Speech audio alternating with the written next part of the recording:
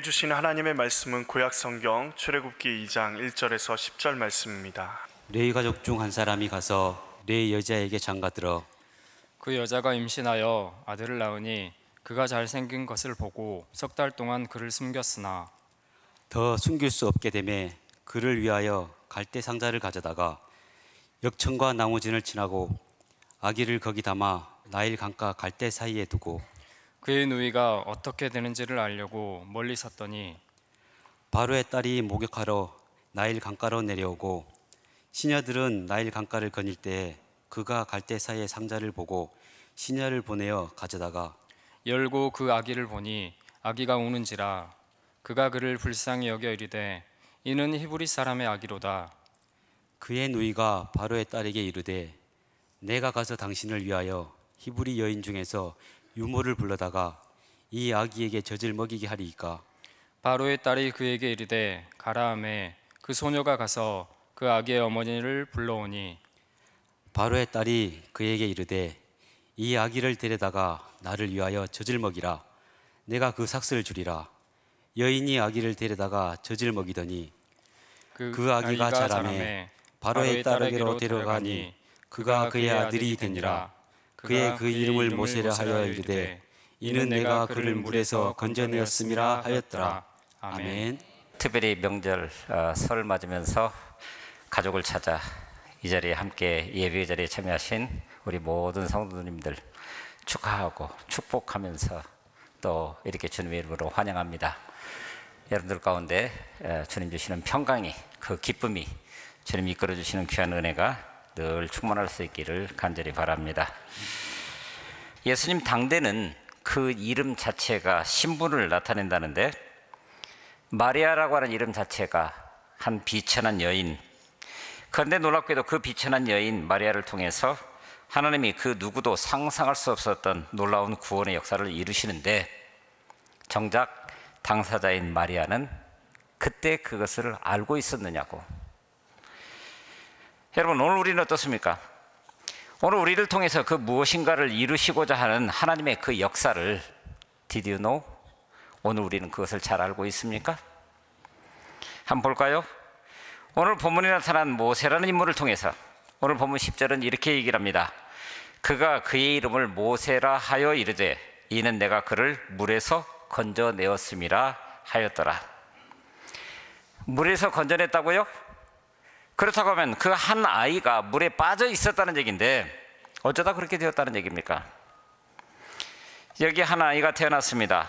오늘 본문 1절 2절을 보면 레위 가족 중 한 사람이 가서 레위 여자에게 장가들어서 그 여자가 임신하여 아들을 낳으니 그가 잘생긴 것을 보고 석 달 동안 그를 숨겼으나, 이렇게 말합니다.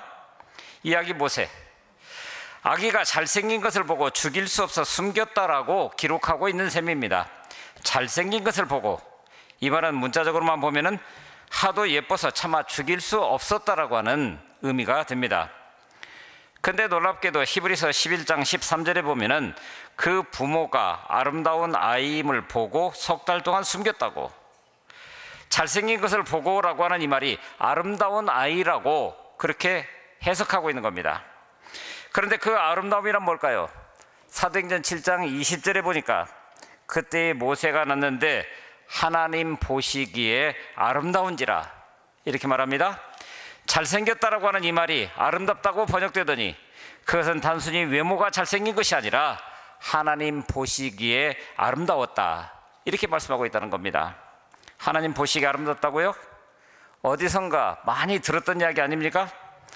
바로 그 아름답다라고 하는 이 단어는 하나님께서 세상을 창조하시고 나서 자신이 만드신 창조물을 보면서 이렇게 기뻐하는 모습입니다. 하나님이 지으신 그 모든 것을 보시니 보시기에 심히 좋았더라. 창세기 1장 31절입니다. 곧 모든 것이 하나님이 바라시는 그대로 이 땅 가운데 그 모습을 드러냈다, 그런 이야기를 하고 있는 그런 겁니다. 그러므로 오늘 본문에 나타난 이 잘생겼다는 말이 바로 하나님 보시기에 심히 좋았더라 할 때 그 좋았다라고 하는 그 말, 바로 토브라고 하는 단어를 쓰고 있는데 이 단어가 모세에 대한 첫 평가로 드러나고 있는 셈입니다.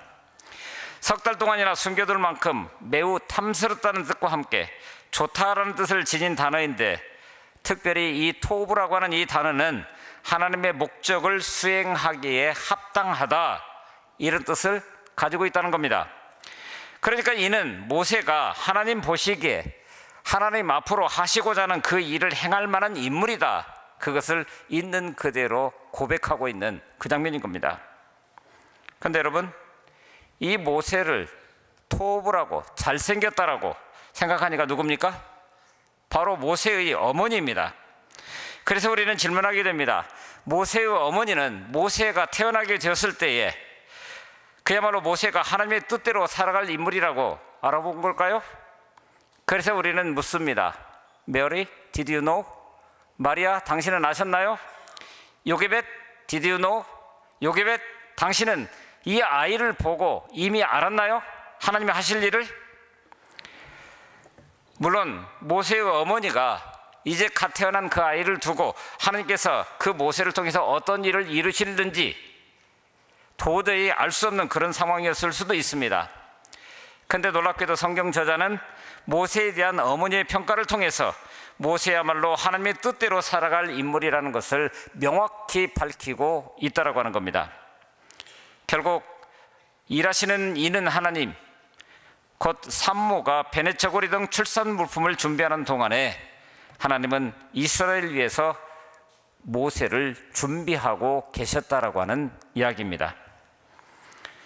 하지만 이렇게 태어난 모세도 당대 상황 또는 그 당시 위기를 피해갈 수는 없었습니다. 3절은 이렇게 말합니다.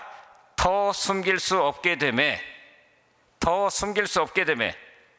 사내의 아이가 태어나면 무조건 나일강에 던져 죽이라고 하는 바로 왕의 명령이 떨어져 있는 상태입니다. 이토록 어둡고 살벌했던 학정 속에 레위 지파의 두 젊은 남녀가 결혼해서 아이를 갖게 됩니다. 뱃속에 있던 이 아이가 아들이라면 어떻게 되나? 밤잠을 이룰 수가 없었을 겁니다. 하지만 잉태된 생명은 때가 되면 태어납니다. 그리고 자라갑니다. 그리고 마침내 아이가 커가면서 울음소리도 커져서 더 이상 숨길 수 없는 상황이 되어버립니다. 어떻게 해야 된단 말입니까? 저와 여러분들이라고 한다면 이런 때 어떻게 하겠습니까? 쉽지 않은 문제입니다. 그러나 적어도 우리가 믿음의 사람이라고 한다면 기도하지 않을 수 없는 상황입니다. 본문에는 기록되어 있지 않지만 모세의 부모는 하나님께 기도하면서 그에 합당한 지혜를 구했을 것입니다. 아이를 임신하는 동안 그들은 어떤 기도 제목을 가지고 있었을까요? 2절에서 우리가 눈여겨볼 수 있는 것은 그가 잘생긴 것을 보고, 바로 그가 토부한 것을 보고 하나님께서 이를 통해서 어떤 역사를 이루실 것을 미루어 짐작해 가면서, 그러므로 내가 가진 그 기도 제목은 행동하게 합니다. 기도라고 하는 것이 본질적으로 내 생각, 내 판단을 아뢰는 것 같아 보이지만 결국에 가서는 하나님의 뜻을 쫓아가는 사건이자 행동이기 때문입니다. 그리고 모세의 어머니는 자신이 할 수 있는 일을 시작합니다. 그것은 최선을 다한 선택이었습니다. 하지만 그 다음으로는 그녀가 할 수 있는 일이 사실상 아무것도 남아있지 않았습니다. 인간이 할 수 있는 일은 거기까지였습니다.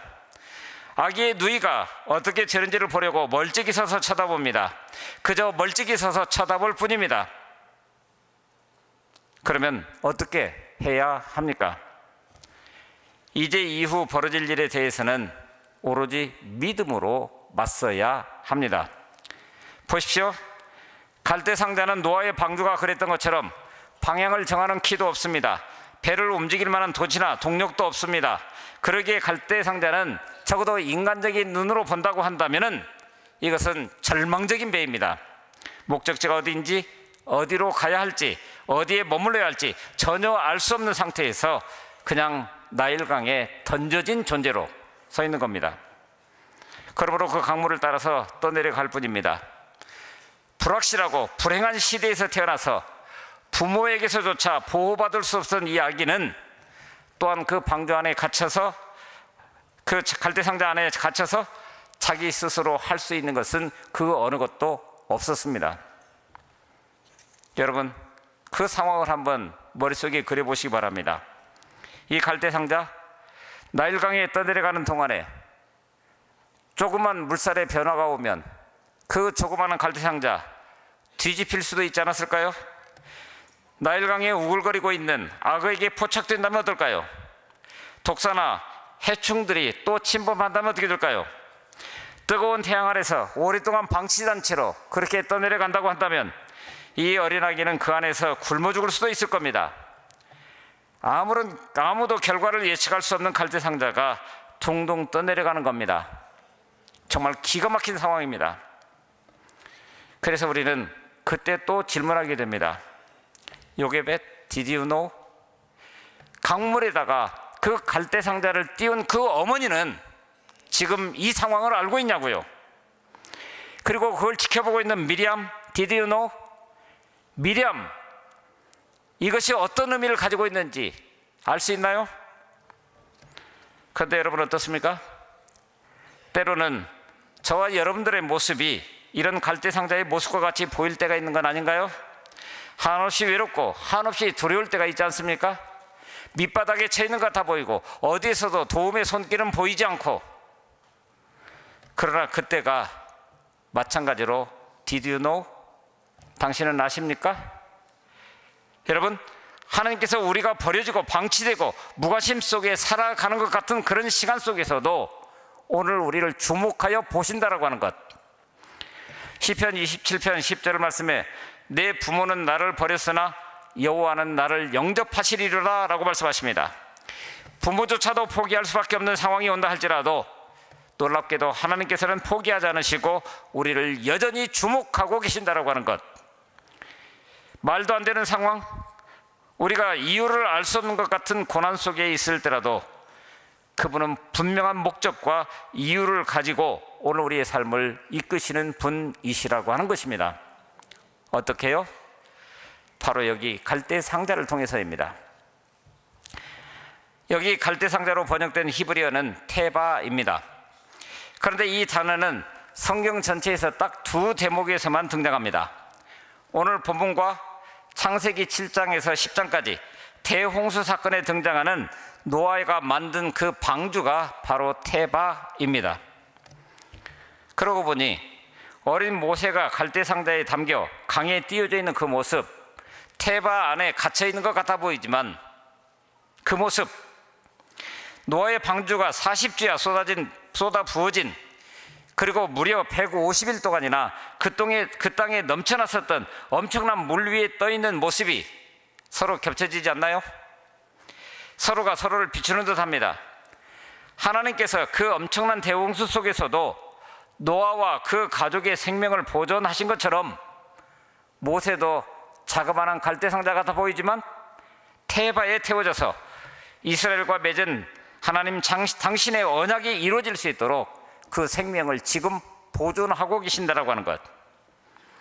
바로 그런 위기대에 하나님이 이스라엘의 구원을 위해서 일하시기 시작하셨다라고 하는 것을 묘한 대비를 통해서 바로 갈대상자 테바를 통해서 노아의 온 가족을 생명을 보존하시듯이 그 방주 테바에 두셨던 것처럼 지금 그렇게 하고 계시다라고 하는 거예요. 그런데 여기에 흥미롭게도 노아가 방주를 만들고 테바를 만들고 그리고 안팎을 역청으로 칠했다라고 성경은 기록합니다. 그런데 오늘 본문에서도 모세의 어머니 역시 테바 곧 갈대상자를 만든 뒤에 역청과 나무 진을 발랐다라고 말합니다. 물론 그렇게 한 것은 물이 새지 않도록, 그래서 안에 탄 사람이 물에 빠지지 않도록 하기 위해서 그렇게 했을 것입니다. 그런데 이 광경이 굉장히 의미 있는 것은 노아의 방주와 그리고 여기 갈대상자에 바른 그 역청이 히브리 말로는 몸값을 뜻하는 단어이기도 하다라고 하는 것입니다.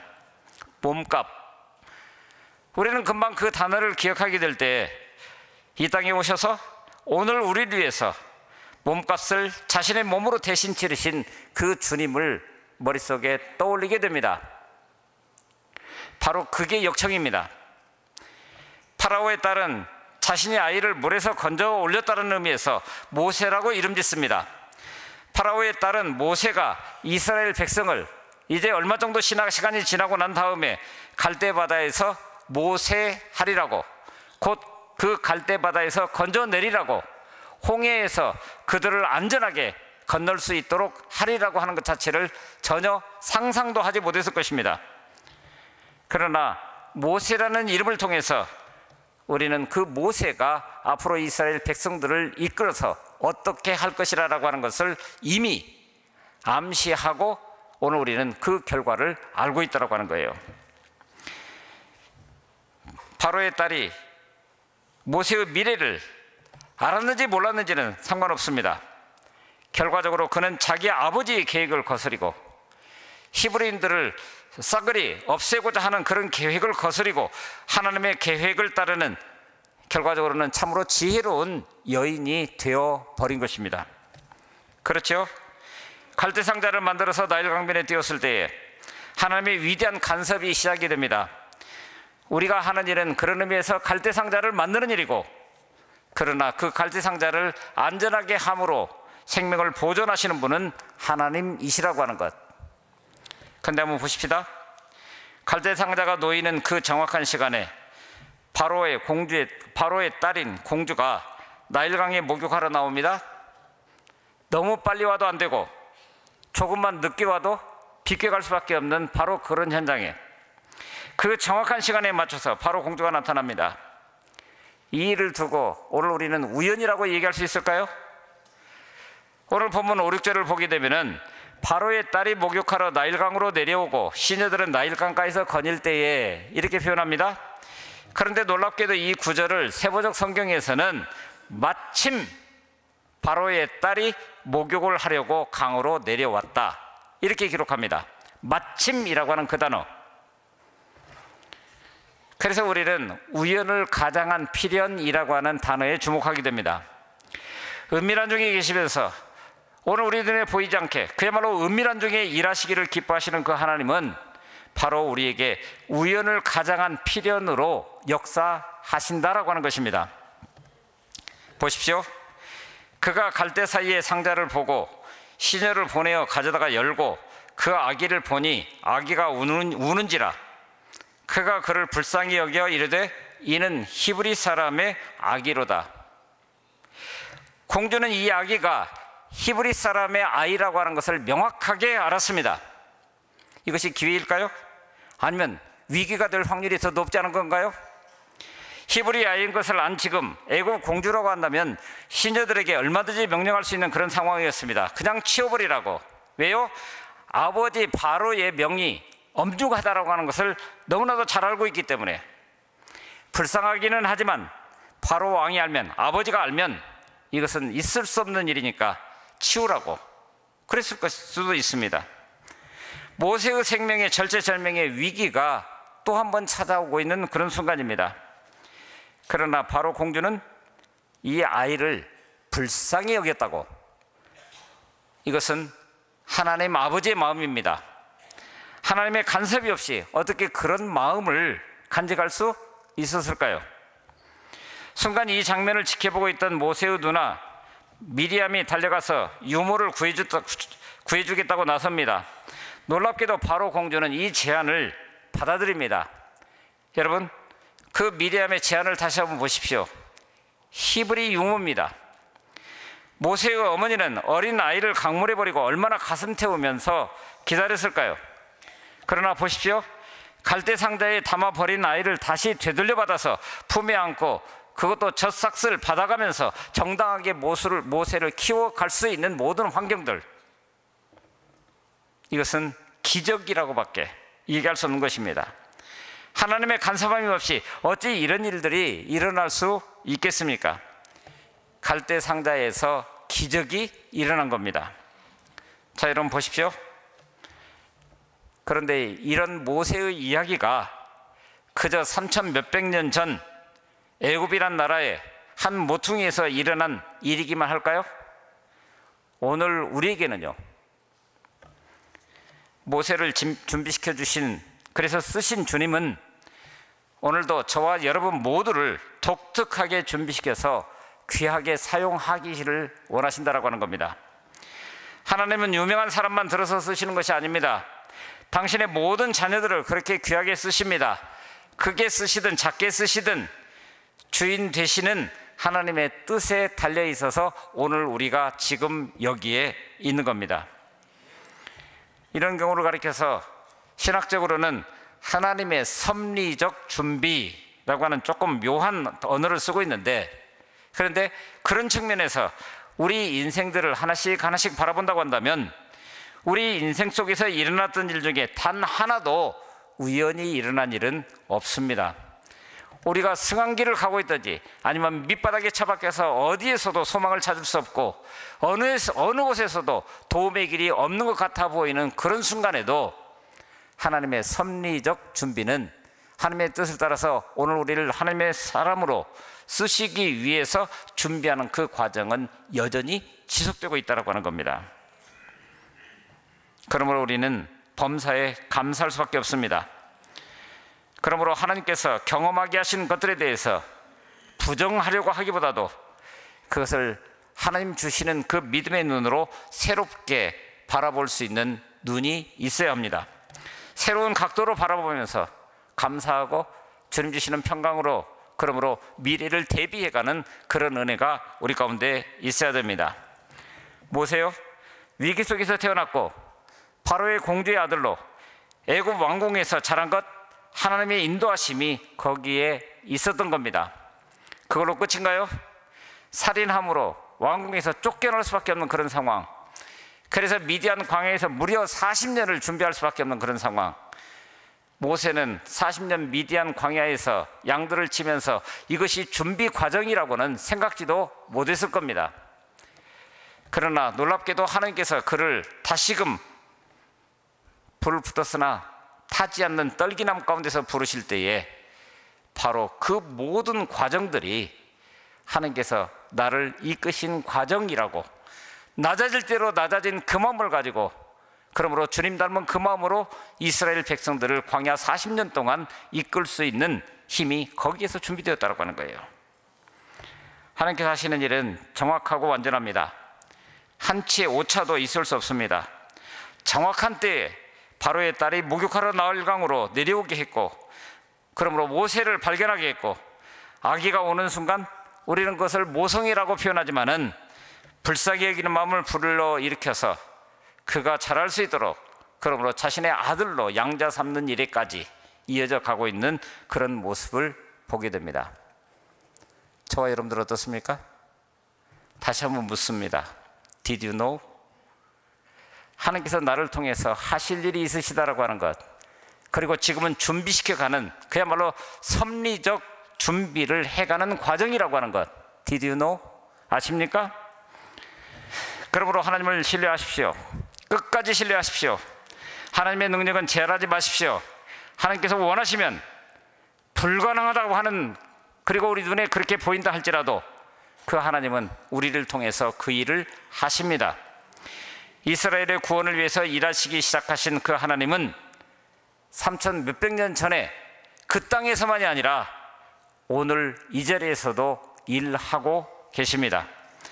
그러니 그것을 볼 수 있는 우리의 믿음의 눈은, 그러므로 우리에게도 그 믿음으로 말미암은 소망을 새롭게 하는 길이기도 합니다. 하나님께서 오늘 우리를 쓰시기를 원하십니다.